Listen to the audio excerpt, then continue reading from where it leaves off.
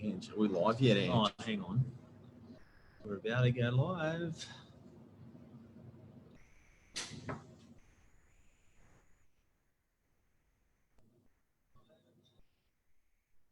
Hey guys, Hey everyone. we are live and coming to you. Oops, let me turn the sound down. Here we go. Guys, Stevan Bubalo, I'm joined by the ever youthful Angelo Goutzios here Monday night, Novak Properties, Novak News. Look, really good topic to talk to you about tonight. So obviously, this is something Angelo and I do every single day. But as a property purchaser or a buyer out in the marketplace, this is something you do every single day. So we wanted to help give you a bit of an idea and an insight as to what can occur once you've got an offer accepted, the different scenarios and sales strategies which relate to depending on how your offer is accepted, and what you need to do kind of moving towards getting a signed contract and then getting what we call an unconditional purchase. With it. Ange, how you been? Yeah, good. Welcome. It's every couple of weeks we're on. So we feel like we're the old guys in the business. Well, not that old. We're getting there. But mate, look, let's jump straight into it. So, and obviously a few different ways you can buy a property. You can buy a property at an auction, or you can buy a property how we refer to as private treaty, which is obviously not an auction strategy. Private treaty can also incorporate off-market, basically buying a property with conditions that are a little bit different to an auction.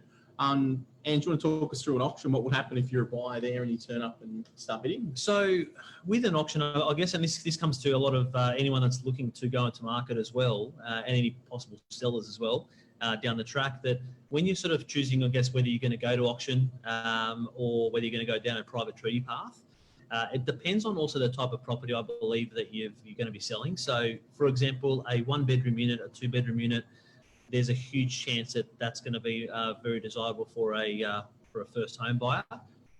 Now, with a first home buyer or someone with smaller amount of funds that might be buying their first property where they might have saved 10% deposit, they generally require to have their finances in place, not just the pre-approval. A lot of times be very, very confident that the bank is going to approve them for that particular property, that exact amount. Whereas you generally find a lot of people that are buying a house, they've either sold or they're doing an upsize where they've actually got a larger deposit, a larger fund. So the risk is slightly less for someone doing that transaction into a house. So for first home buyers, or for looking into that entry-level market, going into a one-bedroom or a two-bedroom unit, I think it's pretty important that most of them are more geared towards looking at going private treaty for that reason, and we're doing less auctions for the one and two bedders just because first home buyers are less confident with auctions. Yeah. Okay. Cool. So let's take it back a step. So we're at an auction.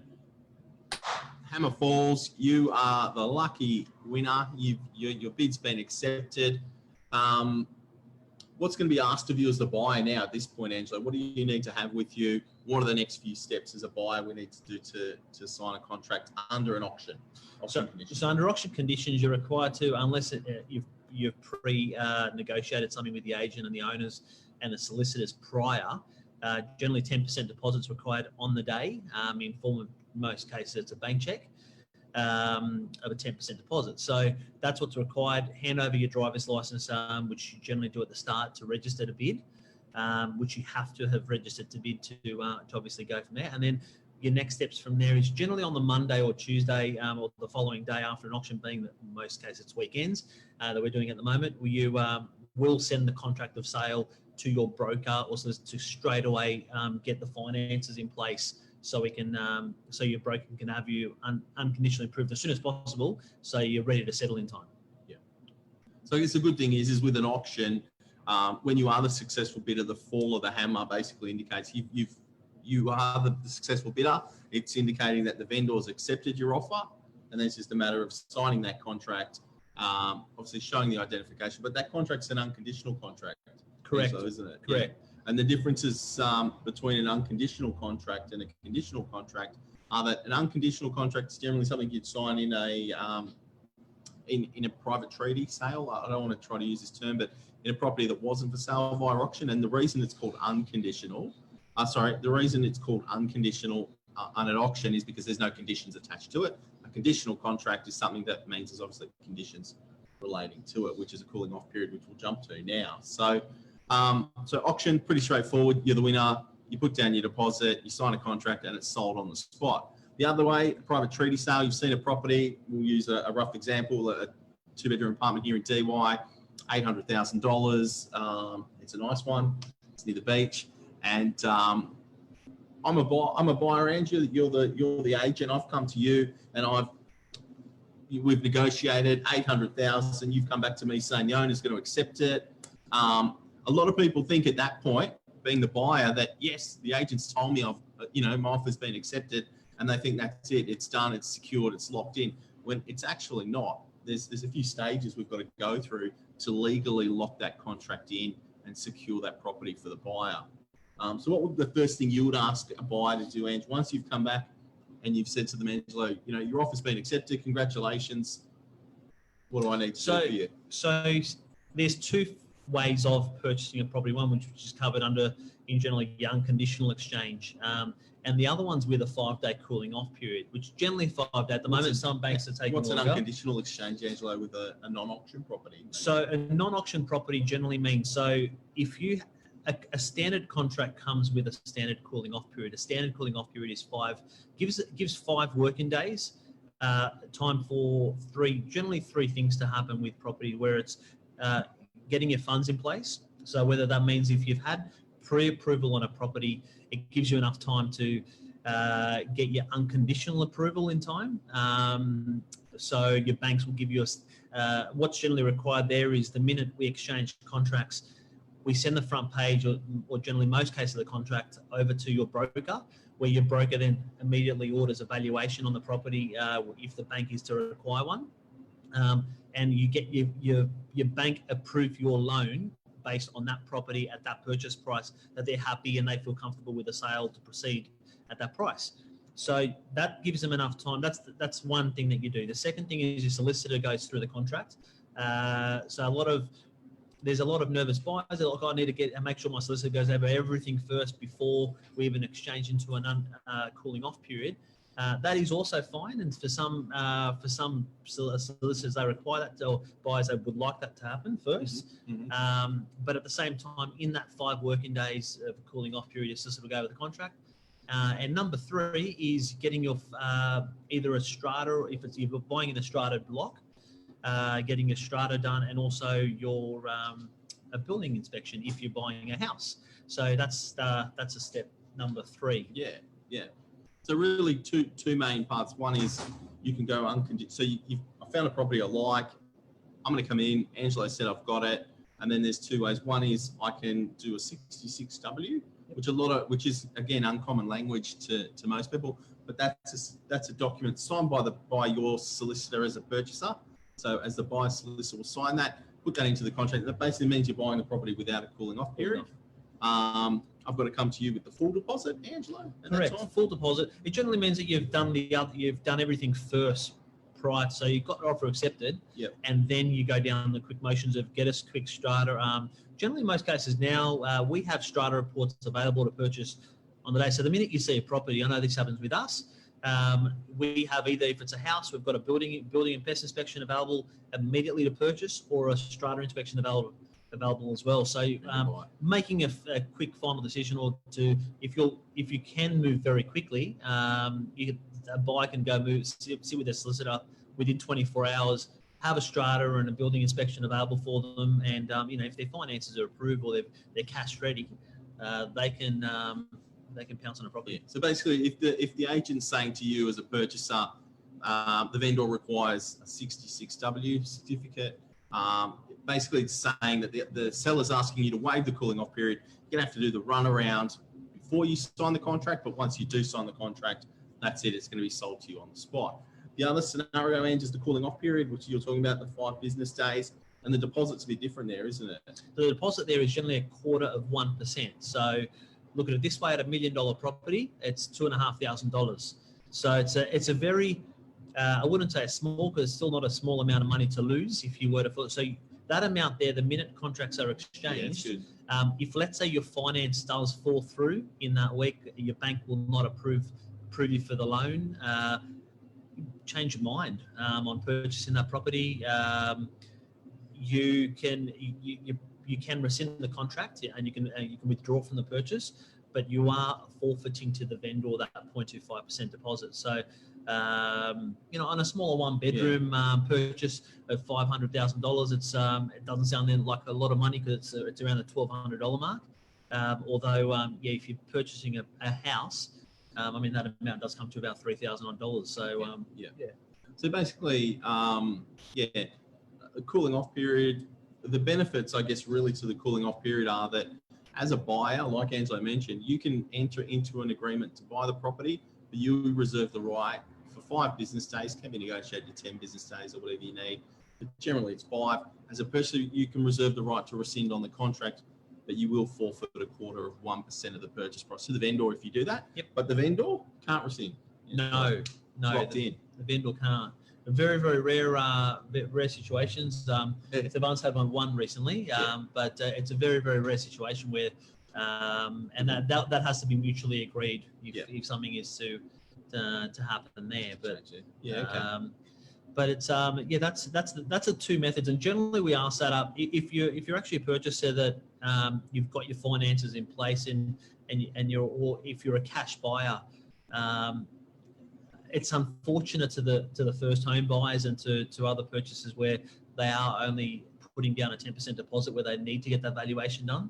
Because if you do have a situation where there are 2 or 3 buyers going for one property, the agent generally would ask which one of the 2 methods are you in a position to move on to the property if your offer was to be accepted. So would you need a cooling off period, or would you be prepared to waive it?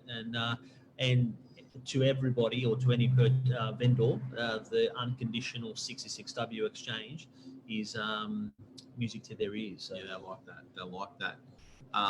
So really good. The other thing you want to do is look as a buyer, and again, we see it all the time because we're in this game, is that you will have a purchaser and we're working quite closely, with our buyer and with the seller all at the same time. And there's an offer accepted. That point comes, there's an offer accepted. And then sometimes as a purchaser, you've got to understand that you still need to move relatively quickly because there's 3 parts that we need to actually have a legally binding agreement. You need to have a signed contract by you yourself as a purchaser. We need to have a signed contract by the vendor, an identical contract which is signed by the vendor.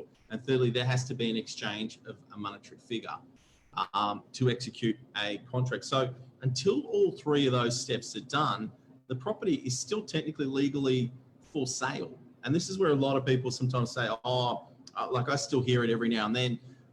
I'll meet someone at an open home and they'll say, I got gazumped on a property, I had an offer accepted.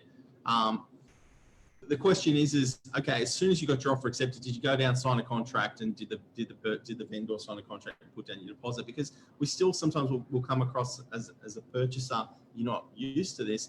They'll say, okay, my offer's accepted. I might wait a couple of days. I'm going to do this first. I'm going to do that. I'm going to speak to my bank. Then I'm going to come back to you maybe tomorrow. It could take me 2 days before I come back to you and I can sign that contract. You have to understand that the vendor, although they've accepted your offer, it's not a legally binding offer yet. And during that 2-day turnaround that you might need to speak to your bank, or you want to speak to your solicitor, or you want to talk to mum and dad before you sign a contract, somebody else can jump in.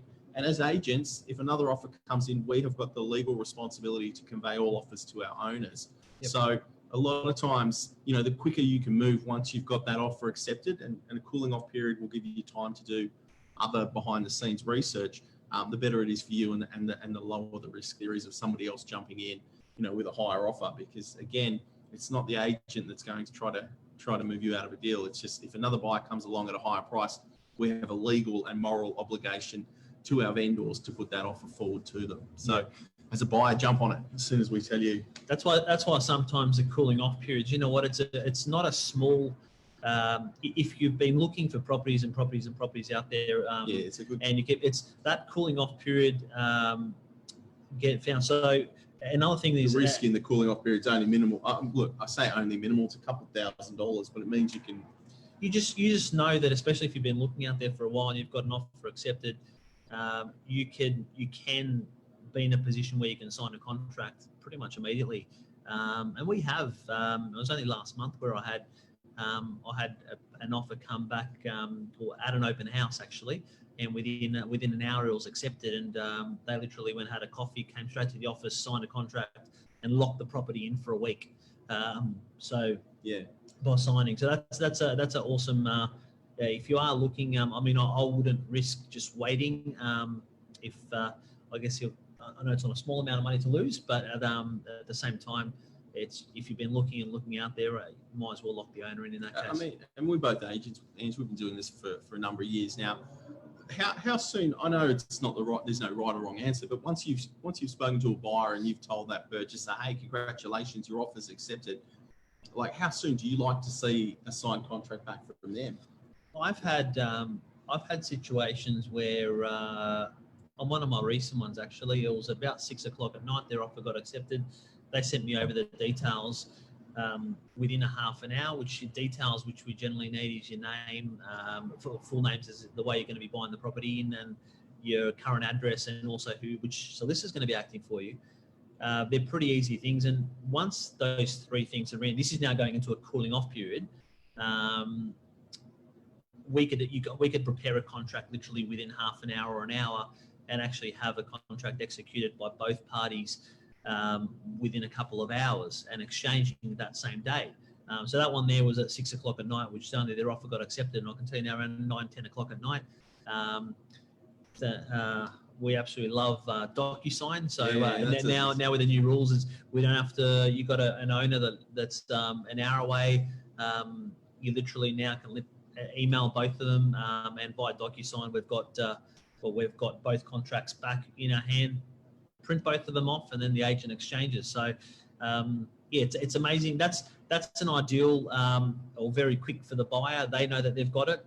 Owner's happy with the offer. The owner's accepted it. So it's under contract. Extremely quick. I have seen many situations where they've just unfortunate. It's dragged on for a day or 2 days, and we just have to let the buyer the buyer know that, look, we've got an open schedule for tomorrow. Unfortunately, for yourself, it's the property's still on the market. So the quicker you give me the details, the quicker we can secure it for you. And even talking about the DocuSign, for people that don't know, it's an electronically signed contract, or a document, electronically signed document. So we use this for our contracts, and basically we can turn around a signed contract within kind of 5 minutes, if not even quicker. It depends how quick we can type that up.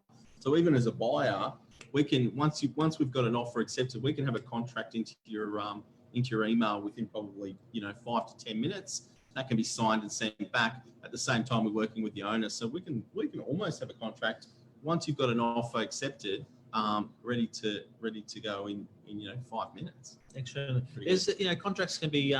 We've seen contracts up to 1,200, 1,300 pages, depending on how big strata plans. I mean, a generic contract. Generally, it's a strata plan that if you are buying a strata property, or if there's multiple there's situations where there's a few properties within the one building, or whether it's company title and different other title of properties, where generally in that they're the special conditions, which are the main thing which a lot of solicitors look for. Could only be a couple of pages worth. So and that's overall. Yeah, that's pretty good. It's pretty good. What about on a slightly different topic, Angelo? You got a lot of buyers out coming through one of your properties, and they like it. How do you advise them? Like, how do you say to them, look, guys, there's a lot of interest. You've got to move pretty quickly, because I know sometimes we'll get multiple offers around the same level with a property. And generally, we go back. Some agents work, and it's not in our office, but I've heard in the past agents will say, look, the first person to my solicitor's office with a contract can get the property, right? But we generally don't work that way. But once we get multiple offers at the same level, we're going to go back and look, I think it's very important that you as an agent, you're acting in your owner's best interest, and sometimes trying to rush a sale to get it done quickly, or trying to just get the first offer, and pretty much without, as long as we we and the way we work is via SMSs, via telephone to the hottest buyers we've got, but even just letting buyers know that we're actually close to closing a property off. Even if sometimes I like to do that with all of mine, even though if a buyer says, I'm not interested in that property that I've seen, I still want to just send a quick text message to anyone that saw that property, just to say, hey, I know you saw this property here. We're letting you know over the next 24 hours, or the owner's close to accepting an offer, and have a chat. And if there are multiple people on that property there, I think it's just look, it's a case by case scenario. Yeah. I don't think I've ever sort of said, look, first person to a condo, unless it's a property where it's that's the instructions we've been actually given by the vendor. Yeah. But in most cases, it's I guess it's qualifying a buyer for on our high side, and that's why going back to the start of this conversation, where if you are finance ready, that 66W contract where you don't need a cooling off period might be the front runner. Yeah. Where you've got 3 buyers there ready to go, and you say to the owner, do you need a cooling off? Either take this offer here with a cooling off. We had one at Holborn Avenue last year, it was end of last year, and the owner decided to accept an offer of just under $15,000 less, just because their situation was that they wanted to move super quickly on it, and they knew that the owners knew that it was a done deal because they had another purchase in line, and they ended up accepting an offer 15,000 less, because the one that was 15,000 more wanted a cooling off period when the other one didn't need one. Yeah. So again, it's case by case, it's owner's instructions, but we advise them hopefully correctly. Yeah. Very good. So basically, guys, what you want to know is that if you are turning up to auction, be ready to have your 10% deposit and be prepared to sign a contract, and no cooling off period applies. So that'll move pretty quick. If you're purchasing under any other method, generally the cooling off period will apply. Well, you've got the option of a cooling off period, in which case sign that contract as soon as you can, get that 0.25% down as a deposit, and that's going to lock that in for you. Give you 5 business days, do your due diligence. Again, give you an opt-out if that's what you want, but we'll commit the vendor to you with the purchase. So yep. It's probably the most common way that we see real estate transacted. I mean, with apartments that we work on. Would you agree? Or cool. Well, again, it just comes down to per property. So it's your house. It just depends on your type of buyer that you're dealing with. You start noticing once you get to a certain level where buyers, over a 2 million mark, where they're generally not taking out a full mortgage. They've got quite a big, whether they're selling something to upsize, and they've got a very, very big cash deposit. They're the safer ones where the banks turn around and say, you know what, we're pretty comfortable with this situation. If they've got their finances approved, their broker will advise them correctly to probably proceed. So yeah. Beautiful. Cool. Guys, I think that's about it. It was only a really quick one this evening. Yep. Hopefully some helpful hints. Call us again. If you're a purchaser, you don't have to be here on the beaches. You can call us. Novak Properties. We're happy to help you with any of your buying questions. If you're in the state, love to help you, but more New South Wales based, because the laws do change state by state. But always available to help. You can hit us on our chat lines or by logging on to novakproperties.com.au, or individually call, text. Love to help you and get you into a home. Awesome. Thanks again, guys, and good night. Thank you. Cheers.